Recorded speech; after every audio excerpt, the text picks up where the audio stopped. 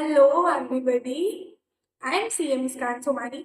मेरे पास बहुत सारे पर्सनल मैसेजेस आ रहे थे कि नहीं बताओ कैसे आप थ्योरी सब्जेक्ट्स को अप्रोच करते हो, तो सोचा इन सबके लिए एक वीडियोस ही बनाई जाए। तो सबसे पहले कैसे हम थ्योरी सब्जेक्ट्स को अप्रोच करें। फर्स्ट एंड फॉरमोस्ट थी, मैं जो हर वीडियो में बात बोलती हूँ कि अपने माइंड से सबसे पहली चीज तो निकाल दो कि ये सब्जेक्ट मुझसे नहीं होता, इसमें मुझे मार्क्स ही नहीं आते, टाइम बहुत कम है, मैं कैसे करूँ। देखो, टाइम तो आखिरी दिन तक कम पड़ेगा, एग्जाम के दिन भी लगेगा मुझे कुछ नहीं आता। ये सबके साथ होता है, आप रैंकर से भी पूछ सकते हो जो रैंक लेके आते हैं। तो टाइम की तो छोड़ ही दो, वो आपके पास जितना टाइम बचा है आपको उसको संभालना है। अब थ्योरी सब्जेक्ट्स के लिए चाहे वो फाउंडेशन हो, इंटर हो, फाइनल हो, हमारे मेनली थ्योरी सब्जेक्ट्स होते हैं लॉ, ऑडिट। ठीक है, तो अब इन्हें कैसे अप्रोच करें। फर्स्टली तो हमको आपकी क्लासेस हो जाने के बाद जब आप सेल्फ स्टडी फर्स्ट रिवीजन करने बैठो, सेल्फ स्टडी के लिए बैठो, तो आपको आपके नोट्स बनाने हैं। अब लोग क्या करते हैं, शॉर्ट में पढ़ने के चक्कर में मार्केट में जाते हैं, अपने फ्रेंड्स के नोट्स लेते हैं, बहुत फैकल्टीज के शॉर्ट नोट्स रेफर करते हैं, बट बिलीव मी वो कुछ काम का नहीं होता है।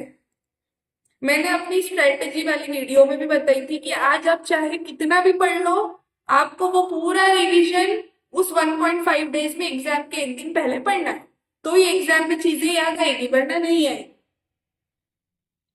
तो आपको आपके शॉर्ट नोट्स बनाना है पढ़ते पढ़ते। हर सब्जेक्ट की अपनी एक स्ट्रेटेजी है। अगर तुम ऑडिट के सब्जेक्ट को उसकी स्ट्रेटेजी को एफआर में लगाओगे तो वो काम नहीं आएगी। ऑडिट लॉ जैसे सब्जेक्ट्स हैं, मेरे ये रहे लॉ के नोट्स, इसमें मैं ऐसे पूरी सारी जितनी भी पेनल्टीज होती थी सबका एक मैंने 2 पेज में पूरे लॉ कोर्स की अपनी सारी पेनल्टी को एक जगह लिख लिया था और मैं उसी को रिवाइज करती थी, बिकॉज एग्जाम में पेनल्टीज भी आती थी। और ऐसे मैंने अपने कौन से एमसीक्यूज वाले पॉइंट्स, अब मैंने किसी चीज की लर्निंग करने की कोई ट्रिक बनाई है, निमोनिक्स बनाए, तो मैंने उस पेज को, उस चैप्टर को पूरा एक पेज में शॉर्ट कर लिया। अब तुम शॉर्ट नोट्स मार्केट में लेने जाओगे, अपने फ्रेंड से रेफर करोगे, तो वो ना, मैं सच बता रही हूँ, तुम नोट से इतना कनेक्ट ही नहीं कर पाओगे, बिकॉज वो तुम्हारे लिखे हुए नोट्स नहीं है।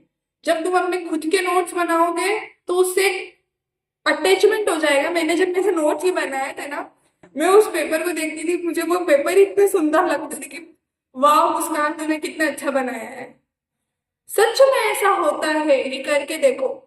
होते क्या, बच्चे इसलिए नहीं बनाते हैं नोट्स, फर्स्ट अटेम्प्ट है और बाद के भी अटेम्प्ट है, हमारे पास टाइम नहीं है, टाइम बहुत वेस्ट होगा।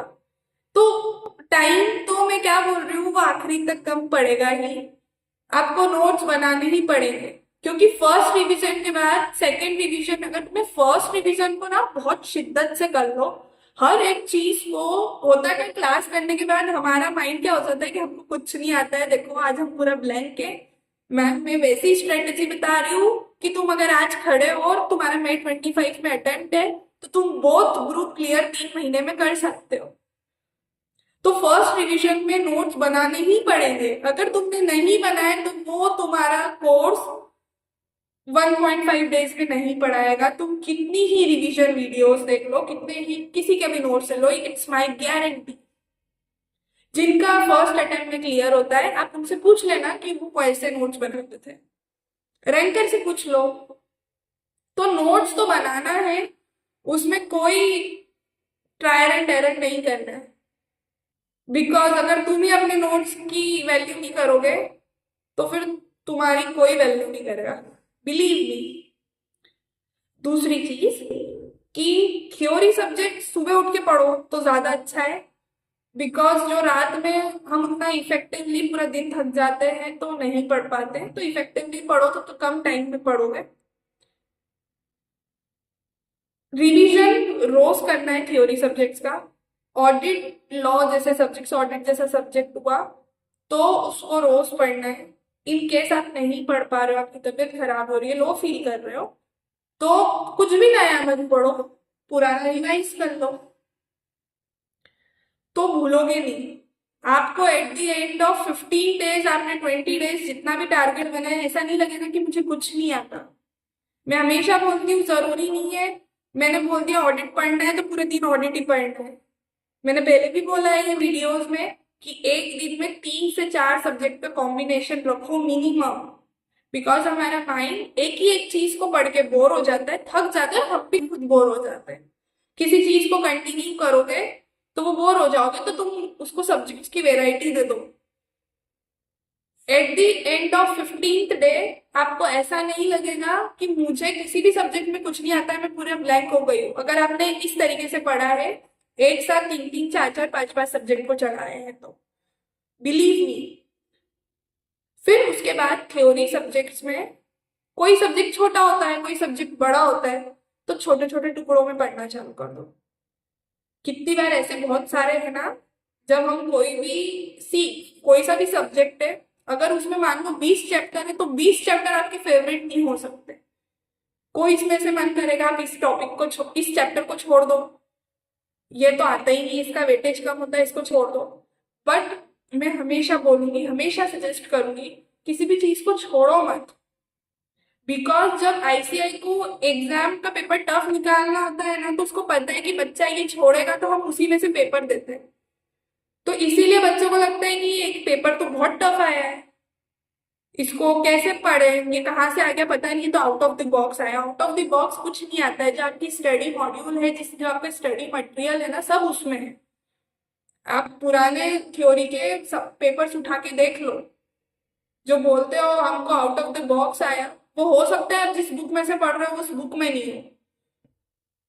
तो छोड़ो तो कुछ भी मत। फर्स्ट रिवीजन में तो ट्राई करो, 99.9% आपका पूरा कोर्स, जितने चैप्टर है, जितने टॉपिक्स है, सब पढ़ने चाहिए। हाँ, ऐसा कर सकते हो कि मान लो किसी एक चैप्टर है, फॉर एग्जाम्पल इंटरनल कंट्रोल एक हमारा चैप्टर है ऑडिट का, जो मुझे बोल लगता था, जनरली वो बोल लगता है, हम ऐसे स्टैंडर्ड्स ऑन ऑडिटिंग पढ़ते हैं ना, तो उसके साथ वो पढ़ने जाते हैं, थोड़ा सा वो बोर हो जाता है। मैं एक एग्जाम्पल दे रही हूँ, ऐसे बहुत सारे चैप्टर्स है और हर सब्जेक्ट में होता है ऐसा। तो क्या करो, उसको छोटे छोटे टुकड़ों में डिवाइड कर लो। कोई बात नहीं, इसमें से मैंने मान लो इस चैप्टर में कुल मिला के 20 टॉपिक है। हमेशा मैं चैप्टर वाइज पढ़ाई नहीं करती थी, मैं थ्योरी में टॉपिक वाइज ही पढ़ाई करती थी। टॉपिक वाइज पढ़ो कि ओके, मतलब मान लो स्टार्टिंग के 5 पेजेस है, उसमें 4 चीजें आ गई। What is internal control, as an auditor हमको इंटरनल कंट्रोल के लिए क्या क्या चेक करना है, उसके बेनिफिट्स, उसके प्रोज एंड कॉन्स, सब चीजें लिखी हुई होती है एक के बाद एक। तो वो हमको टॉपिक वाइज पढ़ना, और टॉपिक वाइज के साथ मैं पढ़ाई करती थी क्वेश्चन आंसर के फॉर्म में। क्वेश्चन आंसर के फॉर्म मतलब क्या, कि व्हाट इज इंटरनल कंट्रोल और उसकी डेफिनेशन याद करना। थ्योरी सब्जेक्ट्स में सबको पता है कि सिर्फ समझने से कुछ नहीं होता है, आपको याद होना चाहिए, आपको कीवर्ड्स याद होने चाहिए, वही एग्जाम में लिख के आओगे तो मार्क्स मिलेंगे। इट इज ट्रू कि सिर्फ समझने से कुछ नहीं होगा, समझना इंपॉर्टेंट है, लर्न करना भी उतना इंपॉर्टेंट है। होता क्या है थ्योरी सब्जेक्ट्स में, हमको कितनी बार एग्जाम में आंसर्स भी याद आ जाते हैं, पर ये नहीं पता होता है कि किसका क्वेश्चन है। तो थ्योरी सब्जेक्ट्स में क्वेश्चन आंसर के फॉर्म में याद करो, ये क्वेश्चन है, ये इसका आंसर है। ठीक है, ये हो गई आपकी फर्स्ट रिवीजन की बात, कि आपको आपका जो भी स्टडी मटेरियल है, आप जिसकी भी फैकल्टी की बुक रेफर कर रहे हो, ठीक है, तो ये तो हो गए वो जितना मटेरियल उस बुक में है उसका, वो तो आपने क्वेश्चन आंसर बना के पढ़ाई कर ली। लेकिन अब उसके बाद जब हम MTP RTP test series solve करने जाते हैं, अगर उसमें कोई एक्स्ट्रा क्वेश्चन दिख रहा है जिसका आंसर नया है, तो पहली बात तो डरना नहीं कि हमने इतना सारा पढ़ लिया तो ये नया क्वेश्चन आ गया। ये जेन्यून है, आप सीए में हो तो हर दिन कुछ नया ही आएगा, कोई सा भी सब्जेक्ट हो, नया क्वेश्चन हर जगह मिलेगा। तो बजाय उसमें दिमाग उसमें फोकस करने की जगह मैं इसको छोड़ देता हूँ, उसको उसी दिन आके, जिस दिन देखा है आपके नोट्स में, आपने नोट्स बनाए तो नोट्स में मैं मॉड्यूल से पढ़ती थी, तो मैं वही मॉड्यूल में आके उस क्वेश्चन को लिख लेती थी, जो भी आंसर रहता था वो देख के, ताकि मेरे को एग्जाम में ना, पता है थ्योरी सब्जेक्ट में मेरे साथ ऐसा कभी नहीं हुआ। मेरे साथ बहुत एक आधा रेयर क्वेश्चन था जिसका मुझे नहीं समझ आ रहा है इसमें क्या लिखना है, लेकिन मुझे पता होता था कि इसका ये आंसर है। बिलीव मी, मेरे साथ कभी ऐसा नहीं हुआ लॉ ऑडिट में कि मुझे नहीं समझ आ रहा है इसमें क्या लिखना है। केस स्टडी बना के क्वेश्चन आते हैं अगर आपने प्रैक्टिकली हर चीज को समझा है ना। क्योंकि थ्योरी ऑडिट में सबसे बड़ी टेंशन आंसर में लिखे क्या, कैसे लिखे, वो प्रॉब्लम नहीं होती। इस क्वेश्चन जो पूछा है उसमें आंसर लिखना क्या है और उस आंसर के लिए वो क्वेश्चन कौन सा है वही नहीं याद आता एग्जाम में। ऐसा होता है, सबके साथ होता है, सबने एक्सपीरियंस करा है। तो सबसे अच्छा तरीका है टॉपिक वाइज पढ़ो, छोटा छोटा बांट लो। कोई बात नहीं, आज इंटरनल कंट्रोल इतना बड़ा, उसमें बहुत सारे टॉपिक्स है, छोटे छोटे बहुत सारे टॉपिक्स है। कोई बात नहीं, आज 4 टॉपिक कर लो, कल 4 टॉपिक कर लेना। उसके साथ इंटरनल कंट्रोल के साथ कोई सा दूसरा चैप्टर पकड़ लो।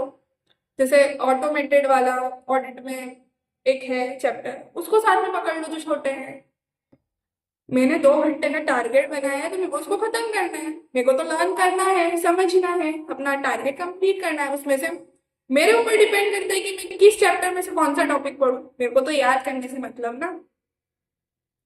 तो ऐसा हर चीज को अपने लिए जितना आसान बना सकते हो, ये मेरी स्ट्रेटेजी थी, आप अपनी स्ट्रेटेजी अकॉर्डिंगली बनाओ, बट वो इफेक्टिवली होना चाहिए।